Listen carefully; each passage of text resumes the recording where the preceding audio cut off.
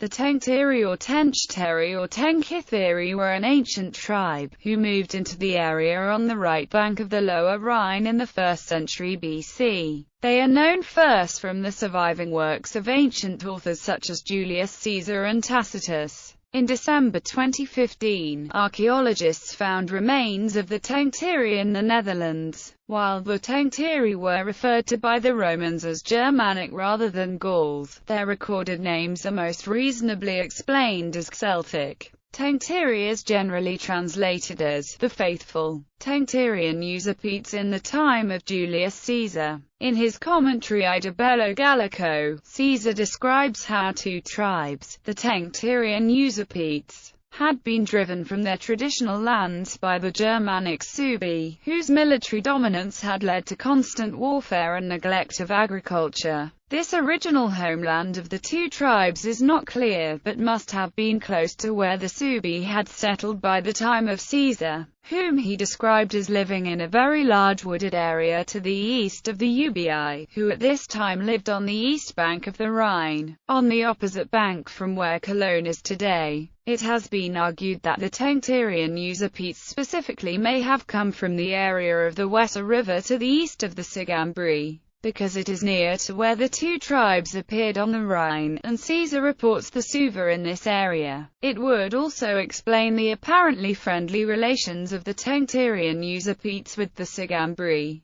who might have been their traditional neighbors. In the winter 55 BC, having failed to find new lands elsewhere in Germania, they came to the mouth of the Rhine, into the territory of the Menapi, a Belgic tribe which had land on both sides of the river and had not yet submitted to Roman rule. Alarmed by the scale of the incursion, the Menapi had withdrawn from their territories east of the Rhine and successfully resisted the Germani bid to cross it for some time. The Germani feigned a retreat, allowing the Menapi to return to their territories east of the Rhine. Their cavalry then returned and made a surprise night attack. They crossed the river and seized Menapian boats, occupied Menapian villages and towns, and spent the rest of the winter living on Menapian provisions. Caesar, fearing how the Gauls on the left bank might react, hurried to deal with this threat to his command of the region. He discovered that a number of Gaulish tribes had attempted to pay these Germani generously to leave, but the Tencterian usurpates had ranged further, coming to the frontiers of the Comdrusi and Eburones,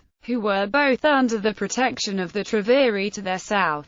Caesar convened a meeting of the Gaulish chiefs, and, pretending he did not know of their attempts at bribery, demanded cavalry and provisions for war against the Tencterian usurpates. The Tencterian usurpates sent ambassadors to Caesar as he advanced, while they boasted of their military strength, claiming that they could defeat anyone but the Suebi. They offered an alliance, requesting that Caesar assign them land. Caesar refused any alliance so long as the Tencterian usurpates remained in Gaul. He proposed settling them in the territory of the Ubii, another Germanic tribe who had sought his help against the aggression of the Suebi. There being no land available in Gaul, the ambassadors requested a truce of 3 days, during which time neither side would advance towards the other, and they took Caesar's counter-proposal to their leaders for consideration. But Caesar would not accept this, believing the Germani were buying time for the return of their cavalry, who had crossed the Meuse to plunder the Ambivariti a few days previously. As Caesar continued to advance, further ambassadors requested a 3-day truce for them to negotiate with the Ubii about his settlement proposal. But Caesar refused, for the same reason. He offered a single day, during which he would advance no more than 4 miles. And ordered his officers to act defensively and not to provoke battle. The Germanic cavalry, although outnumbered by Caesar's Gallic horsemen, made the first attack, forcing the Romans to retreat. Caesar describes a characteristic battle tactic they used, where a horseman would leap down to their feet and stab enemy horses in the belly. Accusing them of violating the truce, Caesar refused to accept any more ambassadors, arresting some who came requesting a further truce, and led his full force against the Germanic camp.